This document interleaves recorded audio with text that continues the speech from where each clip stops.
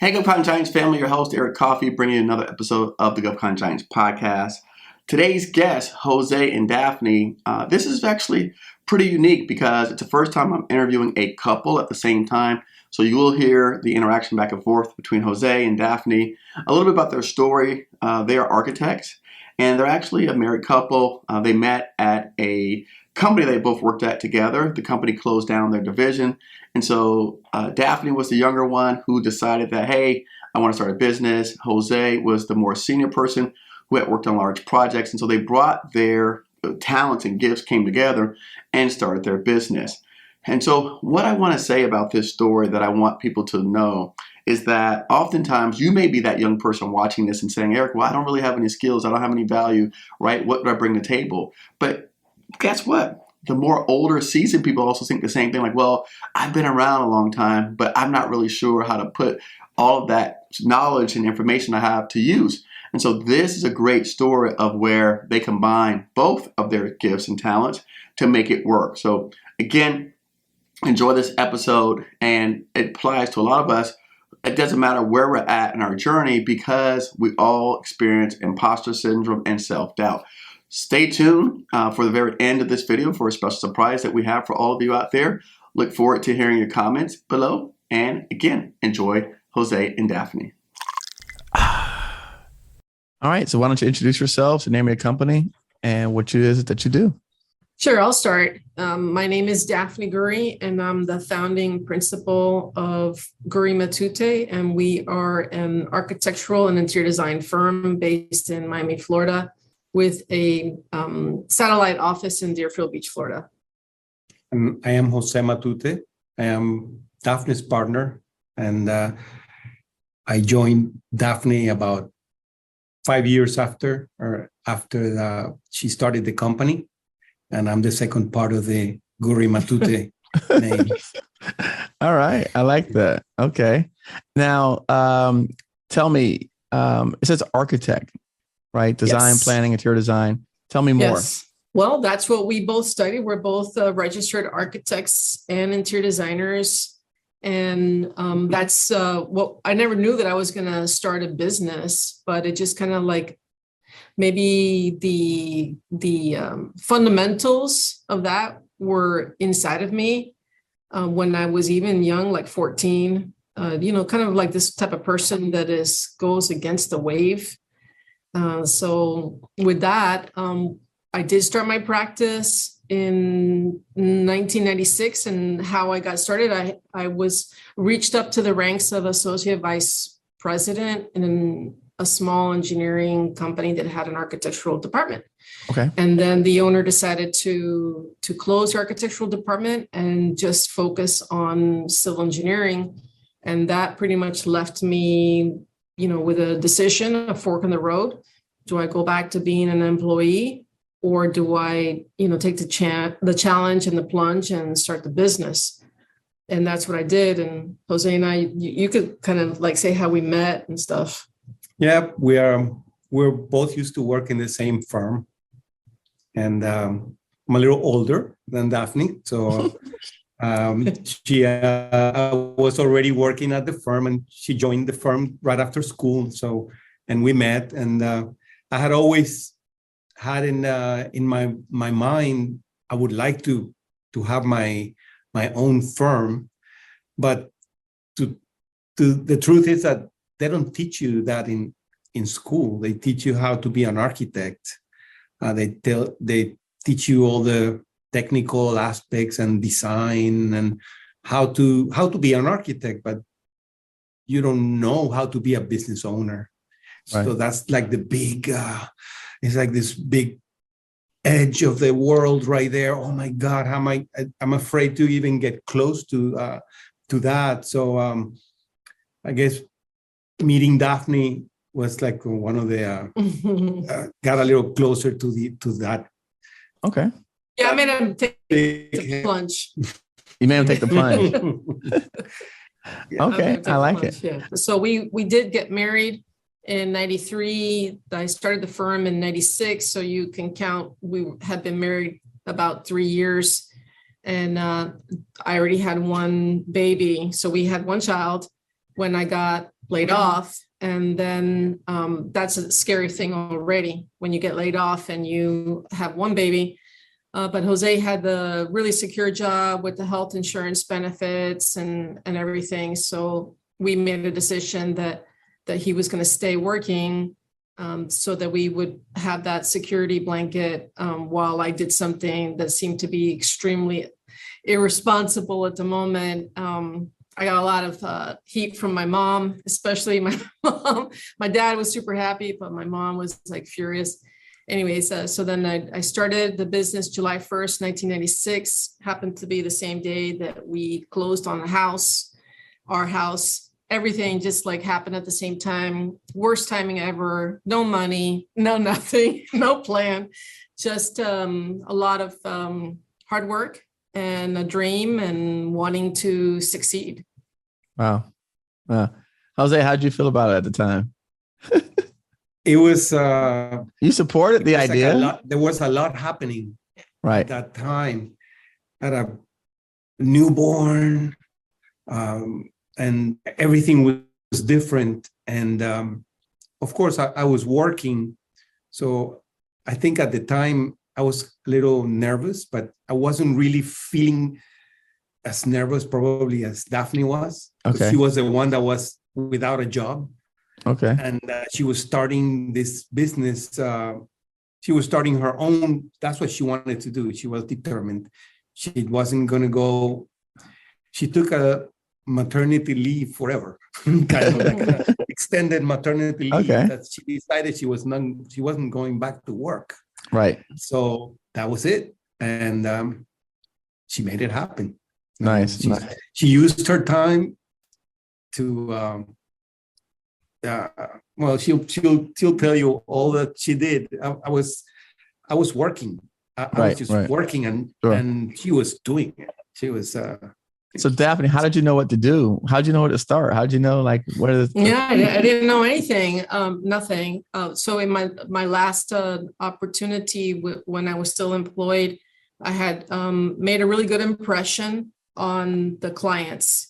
Mm-hmm. So the clients were a little shocked that the architectural department was being closed, and they were left pretty much in a void where they didn't have anyone to turn to. But I had worked really, really hard in servicing them, and thanks to that, one of the clients had a tremendous leap of faith with me and decided to give me an opportunity. And the timing wasn't perfect, but it did kind of work out where I got this job to do a small infill housing in West Perrine.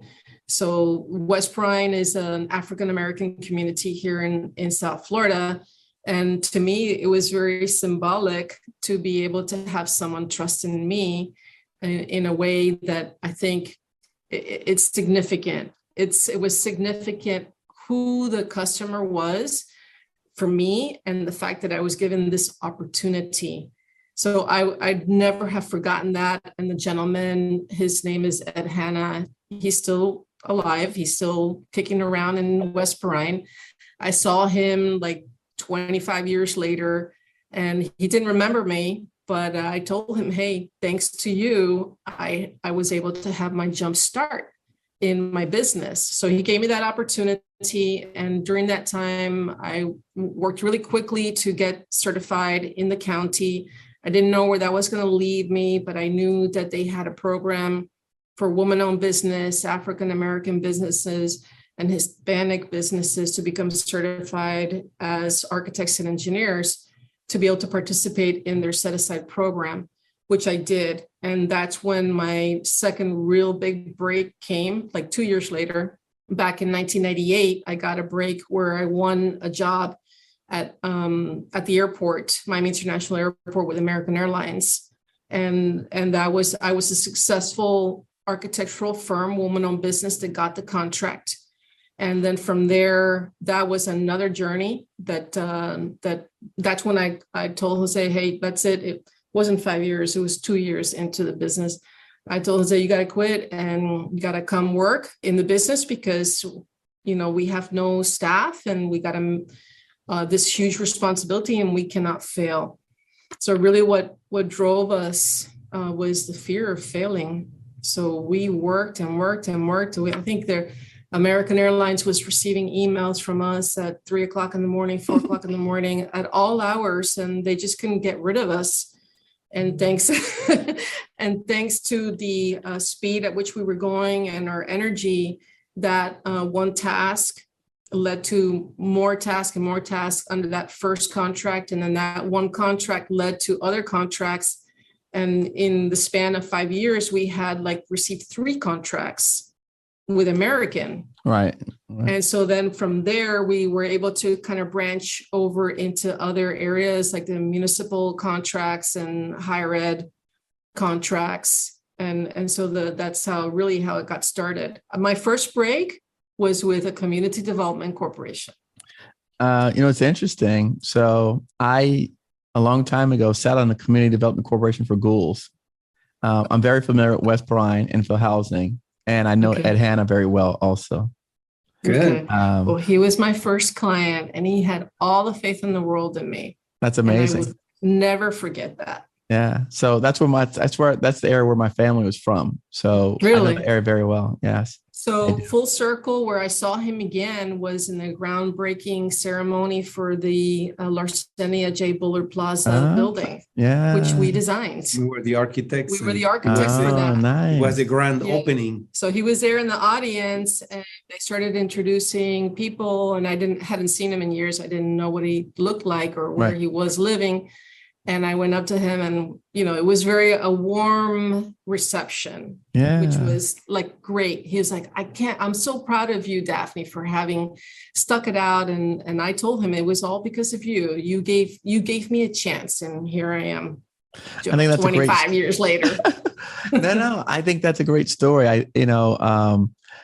One of the things that when I started down in South Florida working as a contractor, and I used to go to the airport projects, I remember an older gentleman told me, he said, "Hey, stay interested, right? A lot of people come to these things, they come to an outreach event, and then they leave and they never follow up. They never return phone, right? And so I'm sure you've seen the same thing across your 25-year journey, right? But like you said, they couldn't get rid of you."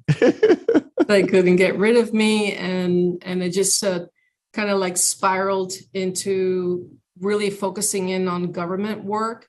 Okay. I did participate in the Coral Gables Chamber of Commerce, and I tried really, really hard to develop the private sector work. It just didn't work out for me, and I may have my ideas as to why it didn't work out, but I didn't dwell on it. And I just pivoted to where I saw that I was having success, which was in the government sector work. And really the set aside program made all the difference in the world. And then when they got rid of the program, which we knew that was coming down the pipeline, that a few years after that, there was a lawsuit, and they challenged the program, and they went race and gender neutral, which is the program that they still have now, which is the small business. Disadvantaged business. Yeah, it's a small business certified. So at the time before that happened, I was telling Jose, if we don't do good work, we're not going to get anywhere. It's not about your certification, but it's really about the good work that you're doing. So we need to be prepared, because pretty soon that program's going to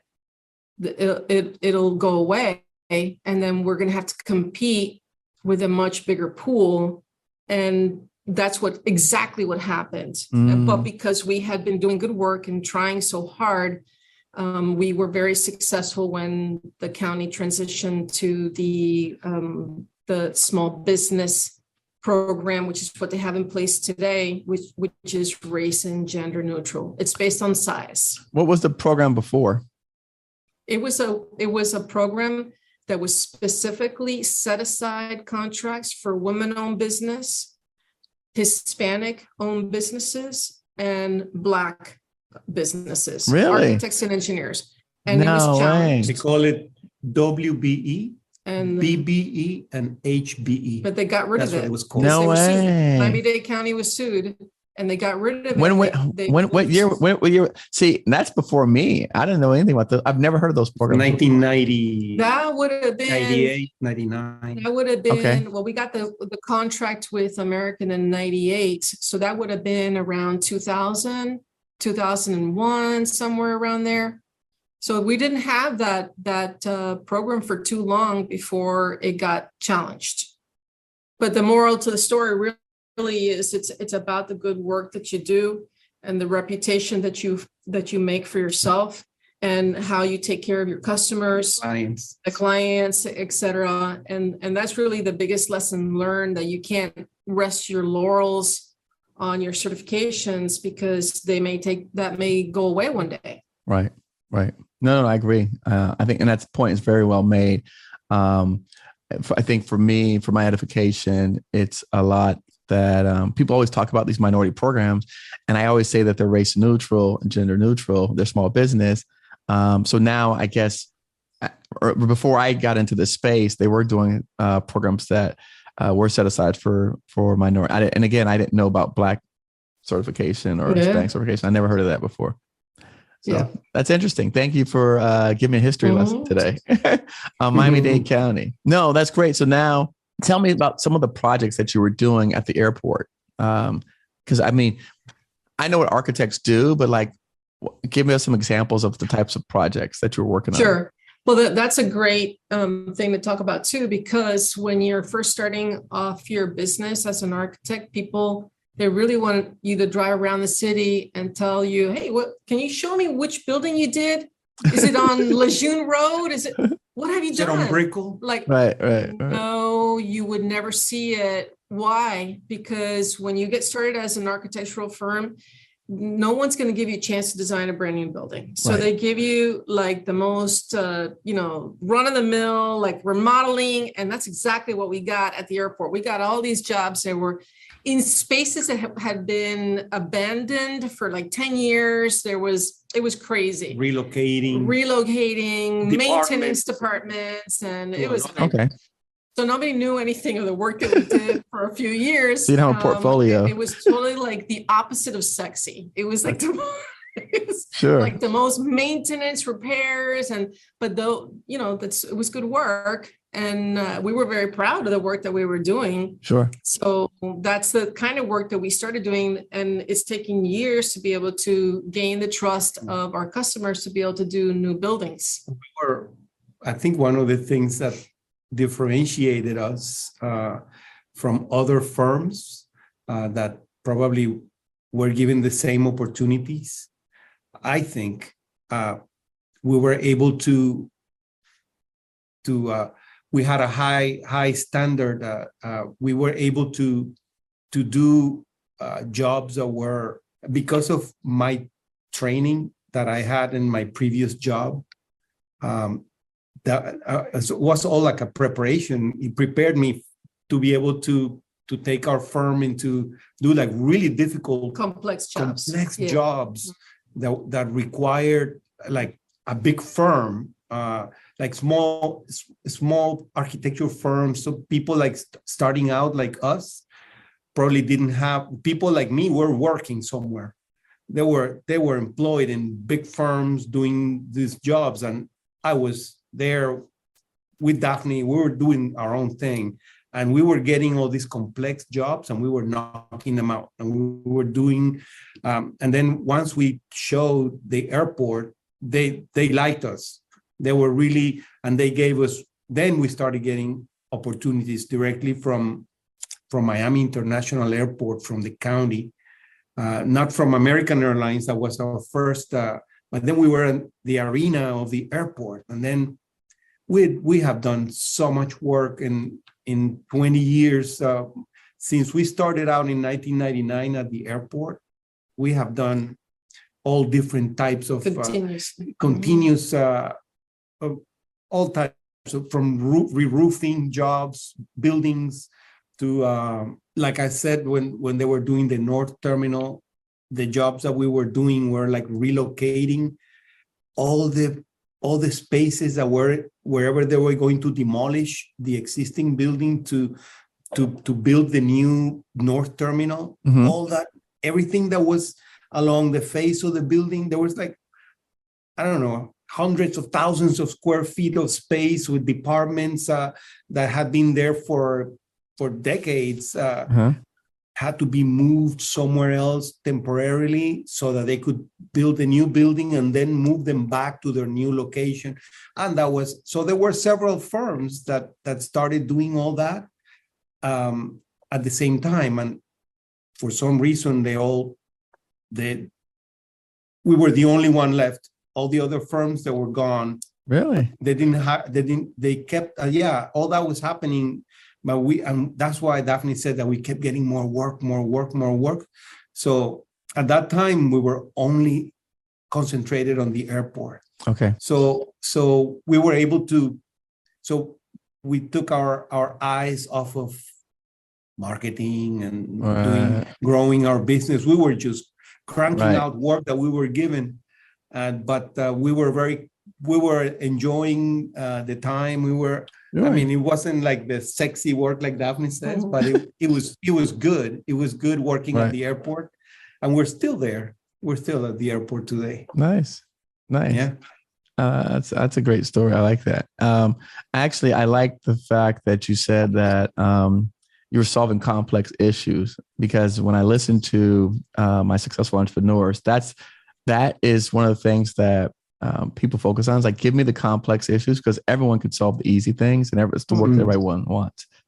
And it's something else that you taught me really quickly was that, like you said, you had the experience of doing that, and all of your competitors that had that experience were working at large companies, right? The other people that had your experience. So that's an interesting distinction, because a lot of times the small businesses, when you are like Daphne said, you're the only person in the company. You're like, okay, what is my value proposition, right? What is my unique offering to this particular entity, right? And a lot of times we don't know what that is. So I think those are two great distinctions that you illustrated for people to take from this conversation. So thank you for that. So now you worked at the airport, you've done all these current projects, you've expanded out. What other types of government work did you start attracting?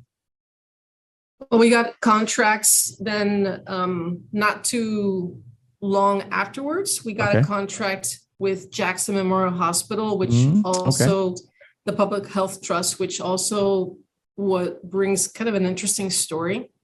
So this back in 9/11, when the towers were crashed by the planes, everybody was panicking that there was going to be another terrorist attack. And so we got a call from the hospital, from Jackson Memorial Hospital, that they needed some assistance in an emergency to be able to secure the hospital. So they told us as an entry point that they had called the other two firms on the rotation list, and they both declined the job. So then we said, we're not going to decline. Of course, we're going to help you. And of course, this is of national importance. And yes, we want to participate, and we would be honored to do so. What is it that you need us to do? And it was like, okay, it's an insanely difficult job to do, insane schedule. And that's been the story of our life. At the end of the day, it was a perimeter fence that we had to erect in a record amount of time without any kind of as-built drawings, kind of crossing through streets. It is there until this day. Yeah, it's still there. It's a real fence. It's not like a temporary fence. It's like they wanted to fence the campus and provide to be able to secure it in an attack, any type of event. Okay. So it had decontamination areas and all. It was like taken to the highest level of preparedness and security. And of course, 9/11 had just happened. So, and the place that needed to be secured was the hospital. Right. And that's where everybody goes. So, and then there was there were consultants and people that were specialists in that. And so our job was just to build this fence 8 foot high, design it, and all around the entire campus of Jackson Memorial Hospital. But the interesting thing about that really wasn't so much the perimeter fence, but it was really, like you said, what came afterwards was getting that contract.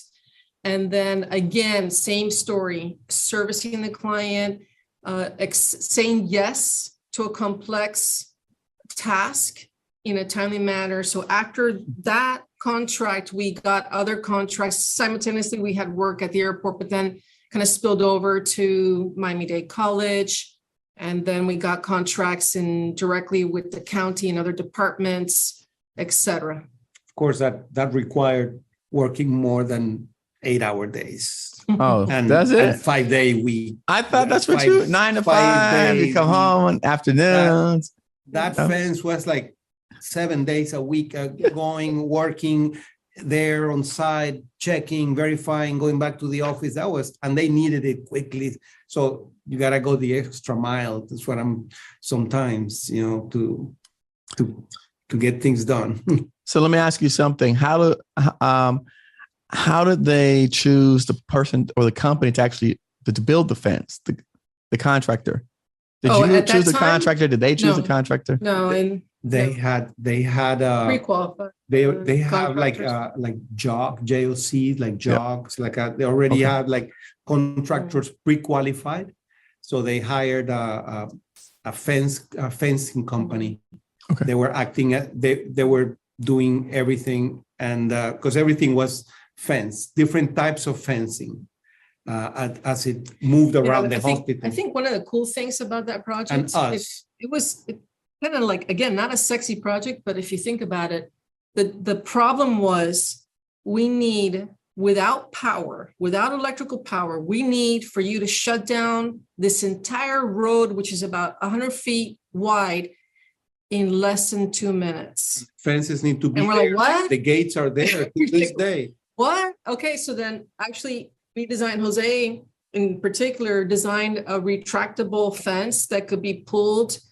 Lightweight person, 110 pounds, could come and pull it and secure the fence in less than 2 minutes. So again, it's like the mindset of like when somebody gives you a challenge, we're here to solve that problem. And that is really like a best piece of advice that I can give to any of your listeners who might be interested in starting a business. Solving someone else's problem has been the key for us. So they didn't give you the solution. No. Only the problem. Only the problem. We were there to solve the problem. So they said, hey, we got this problem, secure it under 2 minutes, shut down the whole street. Yeah. Sometimes you don't think an architect's going to be doing that kind of work. Yeah. You become you realize that the preparation that you have in school is to do exactly that, to solve problems. And you have to be trained to think out of the box. So that's why I think the degree of architecture is very interesting in itself, because they teach you to solve problems. They don't teach you they teach you how to think. Right. And I like that. They teach you how to investigate and how to educate yourself so that you can solve the problem. You have to, if you don't know something, you need to go and research it, and then you educate yourself. So then you solve the problem. And that's every problem is, sometimes we're not ready. We have to become knowledgeable quickly. So that's interesting. I learned a lot about fence and gates and how to do and about everything with the security, working with the security department, with the police, with the hospital, all the different, how, we had, it was very complex, but it's very rewarding, especially it's still there. That's interesting. I I don't know if you know, but I first started doing contracts at Homestead Air Force Base. And one of my early projects was doing their perimeter fence. And so we had to actually put bollards down. Guaranteed Fence was our contract we hired to do the work. Yeah, I'm sure you know Guaranteed Fence and all that. Yeah, that's the same case over there. Yeah, same type of fence. Yeah. Well, ours was already designed, so we didn't have to worry about it being designed. We just had to install it. But yeah. No, I know. So every 6 feet, you have to dig into the ground. You have to go under. You have to bring the cables down, tie them off. Yeah. Yeah. That's pretty cool. That's neat. So you have a lot of similarities. Yeah. Yeah. I didn't go to school to do a fence, I'll tell you that. I'm sure you did. No, I'm sure. But I agree with you.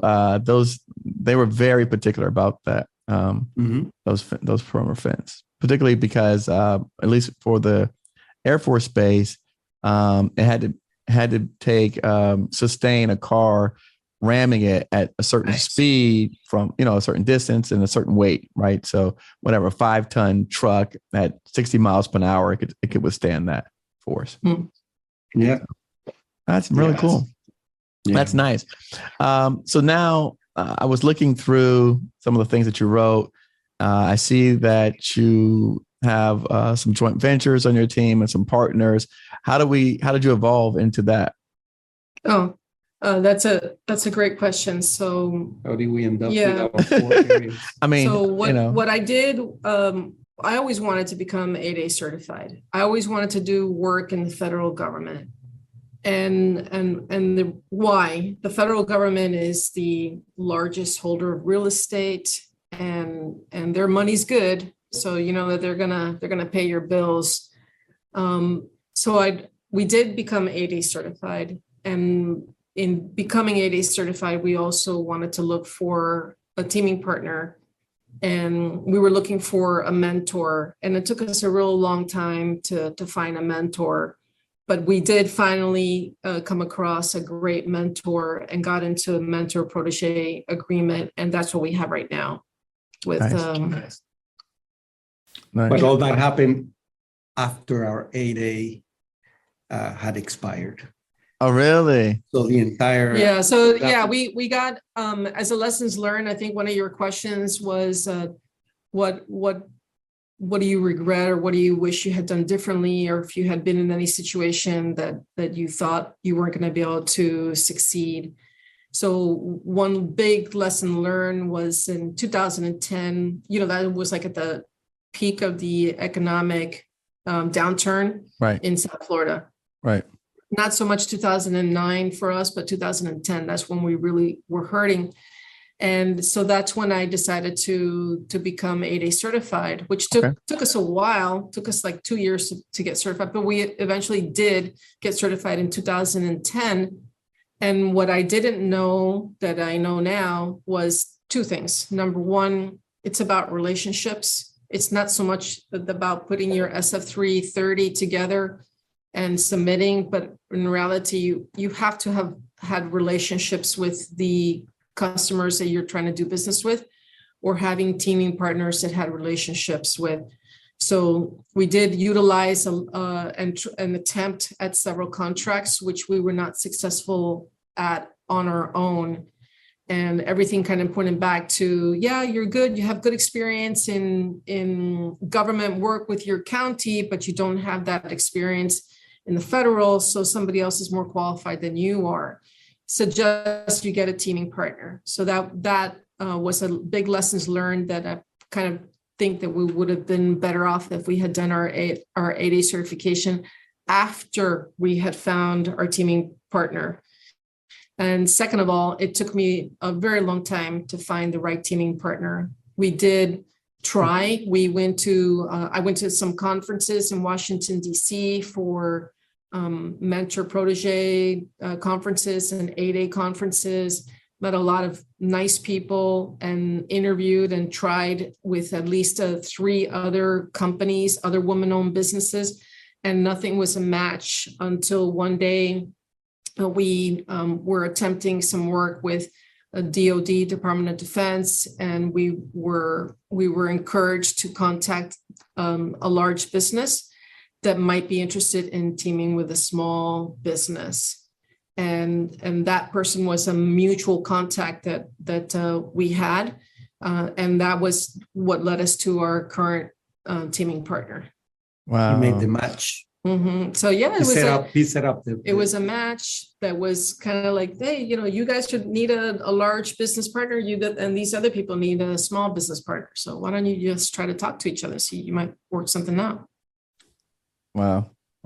That's great. No, and I appreciate you sharing that. I think a lot of times, let me ask a different question instead of giving my opinion on things. Let me ask a question. What when you sought out 8A, what made you seek out 8A? Like, how did you learn about it? What made you believe that that was your ticket to help you? Right? Like, how did you get to that? That's a great question. During the beginning stages, when I founded the company and I got certified in the county, Miami-Dade County, I got very excited because I saw what having a small business certification was able to do for us. And I thought exponentially I could do that if I had an 8A certification in the federal marketplace. I just didn't have any idea how difficult it was going to be to become 8A certified. But it was through attending conferences. So you're asking like, what did I do? I attended so many conferences that it was almost repetitive. There was also the small business assistance office that we have here in South Florida. Went to talk to them. I would sign up for webinars. I would just like anything, any information I could get my hands on so that I could become an expert in the federal marketplace. And it's so much volume of information. It's overwhelming. But I did learn about it, and I thought, yeah, I could do that. And then I tried and failed and tried and failed until I finally got the certification. Interesting. Yeah, I just find that a lot of those events promote 8A and promote small business to get into 8A without telling you how to actually use the 8A and navigate it and make the most of it. That's just what was my experiences. That is a very good point, Eric. And the second mistake, because I told you there were two mistakes. The second mistake was not knowing how to capitalize on the NAICS codes right for your 8A certification. So unbeknownst to me, our certification is 541310, which is architectural services. That's not the best NAICS code to have as a primary for 8A certification. What you want to have is a construction code or some other kind of code, but not that one, because that specific one is kind of governed by the Brooks Act, and all architectural engineering contracts have to be bid. So I could never get an 8A sole source. They wouldn't give me one. So then what a waste. To have that. Some other 8A firms that were engineers, they actually migrated immediately into construction. So that was an option, but that was not something that I felt that I wanted to do. So I kept on trying, like beating your head against the wall. I was thinking, I can get this. I can get a contract, an architectural contract, and never did as an 8A. And again, the two mistakes were not having the right teaming partners and relationships in DoD, and then having a NAICS code that doesn't work that well for 8A. Wow. I love that. I mean, I don't love it for you. I love the experience share. Yeah. Jose, you're going to say something? I saw you wanted to. Well, we met a lot of people along the way. Mm-hmm. Like Daphne said, we met a lot of companies, and as a product of us wanting to do work in the federal marketplace, we joined SAME, and so that was a good thing. That was a good move. That's a good move. Yeah, we started meeting people in our same profession, so. It was like I've joined a lot of organizations, but this one I felt great. It was intimidating. It's so large, so many companies and some big businesses. It takes a while to actually understand what is happening there, and how things get done, and until like everything when you get involved with an organization and you actually get involved with things, then you start meeting people. And it's amazing how many people we have met from across the United States, from all different architects, engineers, contractors, people that we actually know, that we have been seeing for years. It's great. And working. That is Society of American Military Engineers. Exactly. There you go. Good job, Daphne. I like that. No, that's good. A little Some plug people don't there. know. We tend to get into using acronyms and people don't know. Yep. So Exactly. Yes. no, I agree. And that's something I promote heavily is community. And I think the importance of community, right? And anything that you want to go after. Because for, like you said, we don't know what we don't know. And unfortunately, I think that sometimes when we're signing up for these programs and like some of these conferences, events, there's still, some of them are really large and there's a lot of people and you don't know, you're getting a lot of information, like you said, drinking from a fire hose. But when you sign up to be part of an organization like SAME or SAME, and they focus on federal, right, contracts and people are serving the federal government, and then you get a chance to meet people in your industry, in your space, and connect, and then really you can get some of the details. And I tell all my small business the same thing: start there first, go out there, build the relationships, make the contacts, right? Find out where the opportunities are before you go and sign up. So thank you for Sometimes sharing. you don't get work. You don't walk out of there with a contract. But No. this is what I learned after years of getting, I guess, discouraged, and I don't get any jobs. It's just putting the name of your company. People hear the name. You're representing your company, and whatever you do is your company doing it. After a while, your company becomes, they already know the name of your company, and that's the start. That is a big break when people already know by name. They hear the name. Oh yeah, I know that's the architectural firm from Miami. Yeah, I know. Mm-hmm. I know Daphne and Jose. Yeah, whatever. That alone is worthless. Priceless. Price is what I mean. Worthless. That's priceless. Priceless. No, I get you. Yep. Yeah. No, I love it. So what are some other things that you're working on now? What do you see in your next 5-year time horizon? Where would you like to be? What kind of projects you like to work on? That's a great question. So we're very fortunate to be right now doing some ground up buildings, which is exactly where you want to be as an architect, so that you can drive around and say, yeah, I did that one and that one. Nice. 30 years later.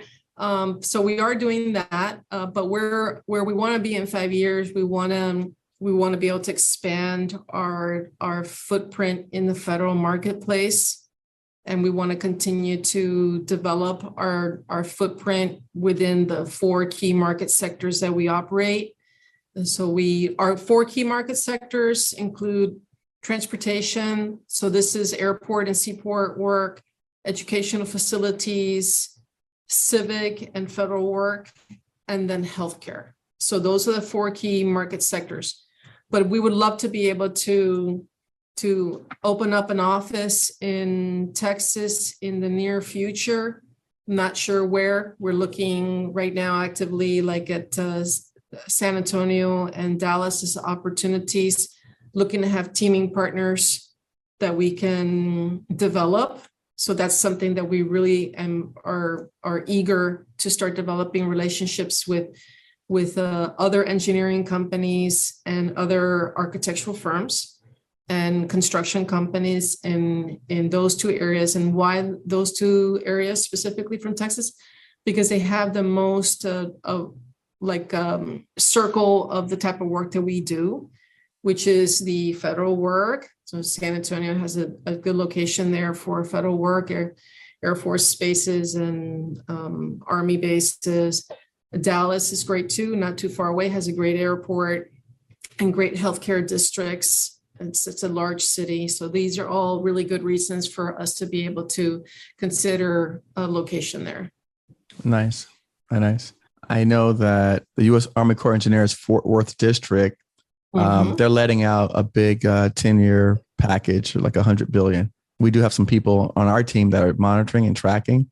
And in fact, we had a meeting yesterday about, this was hazmat work. It was, they need some hazmat cleanup stuff out there. So we brought in AECOM. So again, another benefit of being on the podcast, you have relationships with those kind of people. So it just expands your network, which is great. But I definitely have one of the people that lead my BD teams. She's out in Dallas, so she could talk to you about things like that. Maria could connect the two of you. Okay, very good. She's out. She's been tracking Fort Worth District for 3 years now. Everything that they going out there. So she's got deep ties and relationships in the Fort Worth District. Excellent. Thank you. We could make that connection. All right, changing the subject. We're lighting up the mood a little bit, right? So tell me a recent purchase you made on Amazon. Oh, a recent purchase? Yes. You mean like other than clothing? I mean, I don't know what you buy on Amazon. I've never bought clothing off Amazon. So, I mean, that's what it was. Okay. Like books. What was a recent purchase? Rich Dad, Poor Dad, Cash Flow Quadrant. You bought that recently? Mm-hmm. Really? Yeah, just getting turned on to it right now. Get out of here. Mm-hmm. Okay. I actually, I talked about that book yesterday in one of my live sessions. Great book. No kidding. It is a great book. Yeah, Cash Flow Quadrant. I'm on the third book. Okay. Yeah, they have a lot of books and took some real estate classes on the side too for fun. Okay. Nice. You want to tell him that where you going? Oh, yeah, I'm going on a conference next week to Phoenix to learn more. To meet the guy. Yeah. Oh, really? In person. He's giving a conference. So she's going. Yeah. See, the thing is that when I get something in my head, I go and just do it. She signed up for the live in person with him directly. Yeah. So I'll be. Oh, that's nice. That's, so someone gave me that book like in 96, 97. And I read that book back then. Yeah. I know it's like 20 plus years old. Yes. Yes. And I actually have the game. He has a board game. Yeah. Do you like it? I loved it. I used to play it with my son when they were younger, and my cousins, my little nieces and nephews, we used to play it. Yeah. So, I think it's a great game. Definitely. That's great. Yeah. Yeah. That's something totally. So I think it's definitely a game related to architecture, but at the same time, yeah. No, that's good. Yeah, I was actually at a multifamily conference in Dallas a few weeks ago. A multifamily real estate that I went to. So, yeah, interesting. What other? So since you do read a lot of books, are there any books that have helped you along your journey? Yeah. Let me see. I have to go grab my phone there. That's There has been a few. Even if it's not books, anything that you've given to someone, or maybe, like a lot of times people grow up, Jose, and you'll have like a saying that your mom told you, your father told you, things like that you carry with you that you instill in your staff and your employees. I can tell you that now that I'm looking up some of the books that I've read, Scaling Up, E-Myth Revisited. It's a very good book. 7 Habits of Effective People. That one's really good too. I don't know. I think reading is really important for me, and it's really about the mindset. Those are the ones that have helped me the most, changing the mindset, getting out of that lull where you feel that you're a victim. Right. That doesn't help you at all. Yeah. Well, also with all the not only work, also there has to be that's something that I consider important. Also, we also need to have something that relaxes, that makes us balance, take a break. Take a break, disconnect. Right. Like in my case, it's always been for many years singing. Really? Here we go. Now we're talking. I just singing. I sing in the choir. Yep. And so it's like jumping in a pool. Like you're no longer in the air, you're underwater. It's a feeling. I don't know.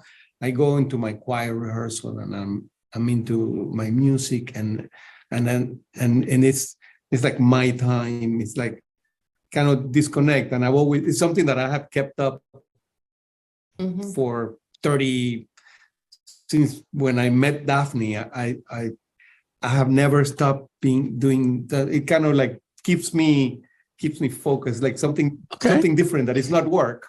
No, and that's good. That's important to share. I like that. We have to do things other than work that keeps us, and I've also have to do something for your mind, and got to do something for your body as well. Right. That we have to, so that we can work and be productive and all that. That's something that I have learned with years, with my own experience. I realize that it's in order to be able to be successful and to do, you have to have many pieces in a puzzle. That it's not only work.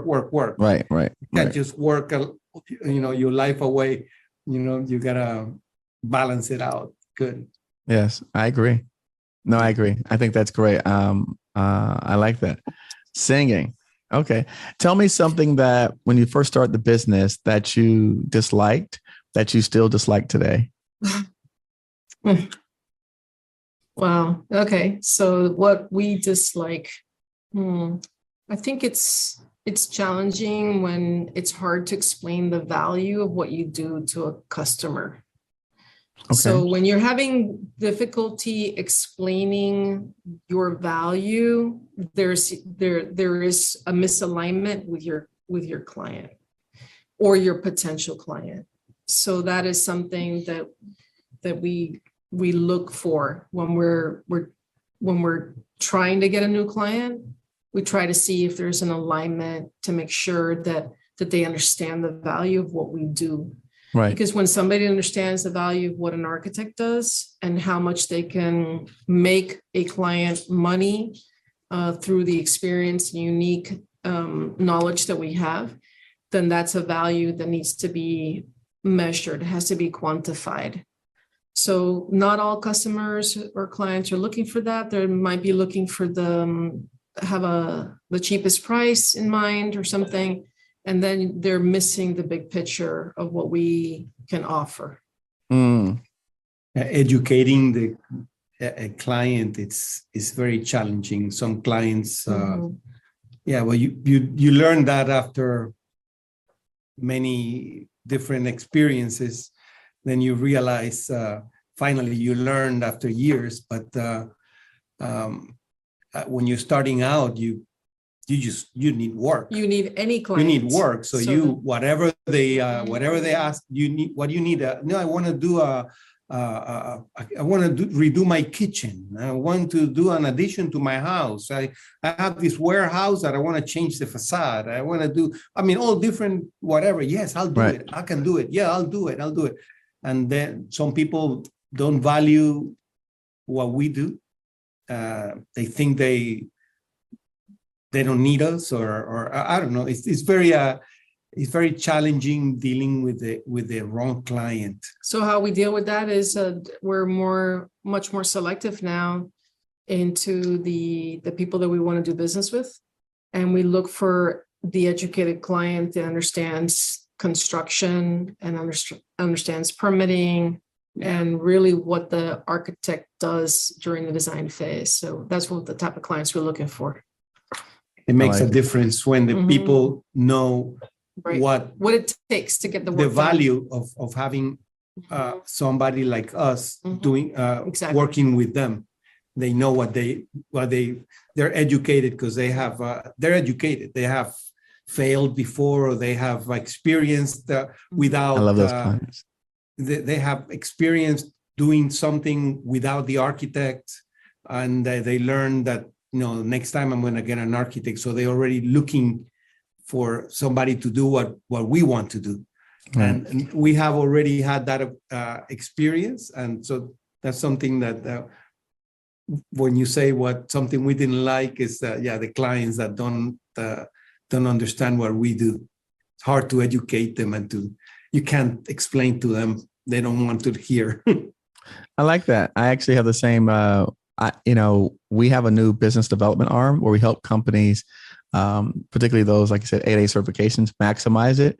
So I love the ones who've tried it for 3 years and they don't have any contracts. Those are my best clients. I don't have to convince them of what they need. I said, you've tried it for 3 years. You don't have any contracts. So give someone else a try. Obviously, they haven't figured it out. So I agree with you. When they've tried and they've failed, but when I get new 8As, they're always like, oh, I can figure this out. This is easy, So they're much more difficult people to sell. So I agree with that. Getting the certification is the easy part. Right. But what I'm saying is not easy. Well, I mean, but it's the easiest part of the whole thing, right? Yeah, and it's not easy. And that's not easy. But out of the people easy. believe that once they've crossed that hurdle, they're on the other side now, and then it's just rocket ship to the moon. Exactly. Right. No, that's exciting. Tell me an odd job that you worked at that we would never think. Oh, you mean like before becoming an architect? Sure. He's got a ton. Okay. All right, Jose. Well, you go ahead. Well, my first job was at Taco Bell. Really? Yeah. But then I was a limousine driver. Nice. Okay. And that was very, I enjoyed that. That was very rewarding. I enjoyed it. It was a nice thing to do for a couple of years. Sure. I really enjoyed it while I was finishing school. That was my side job, but it was very good. Yeah, I enjoyed what I did, and it was a good experience in my life. I don't know. I just interacted with people, and I drove a fancy car. And it was fun. I'm sure you went to nice places, right? Yeah, That you wouldn't go to. I went through all different kinds of experiences. Meeting different people and Where did you drive limousine? That was an odd job. Where was it? Where did you drive them at? In Houston. I went to school in Houston, Texas. Okay. All right. So that was in Houston. Okay. So Daphne, you don't have anything for me, Daphne. Nothing like that. I mean, we're not comparing. We're just. I worked in a dance store, so that's not odd. Nothing kind of crazy. And when I was in college, I worked in a property management / real estate company. I've always liked real estate and kind of saw that overlap with architecture, but to this day haven't been able to kind of merge the two for myself. Okay. I feel like I'm always doing it for somebody else. So hopefully soon that'll change. Okay. All right. No, I like it. Good stuff. Well, listen, thank you. We're approaching the hour mark on our time here. So if you could just say some parting words and close out to aspiring entrepreneurs and small businesses. Oh, okay. Well, I'll get started. Dream on, don't give up. And it's going to happen if you will it, because it will. I like it. Jose? Well, all I can say is don't give up. But always know what you want and keep working on that. And if you can't go on the left side, then find another entry, because wait until the right opportunity, but don't give up on your dreams. What you want to do, just do it. Just stay on and you figure out how you're gonna do it. I love it. There are many ways to achieve the goal. You have to find the right way. And it's great because it's obviously, like I said, this is the first time I've ever interviewed a couple.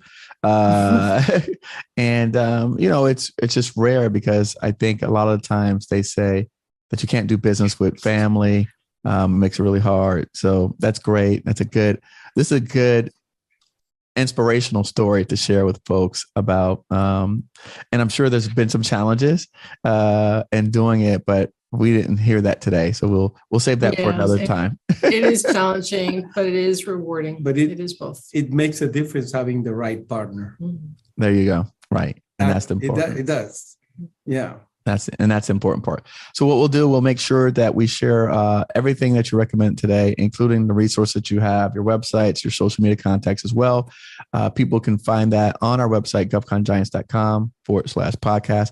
Thank you so much for tuning in to another episode of the Govcon Giants podcast. Thank you guys for coming. Thank you. Thank you for having us. Thank you, Ari. All right, welcome back. Thanks for sticking around to the very end, or if you just scroll through to get to the end to get the special offer, that's fine as well. Listen, if you like the video, make sure you hit the like button below, hit subscribe, and also if you want to see more content like this, head over here to that video up in the corner and click the link as well. But for all of you, I know you've been patiently waiting, head over to biddersneedednow.com.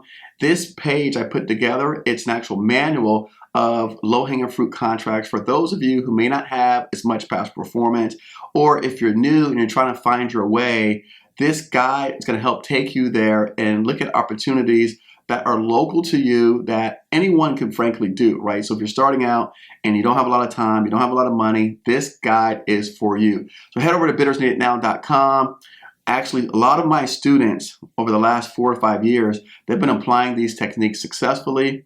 In fact, we'll make sure to drop a video following this of where one of our students actually implemented this technique to have extreme success. And so I'm very proud of him. But yes, he's in the next video over. But again, head over to biddersneedednow.com. Put your name and email address to get access to your free gift.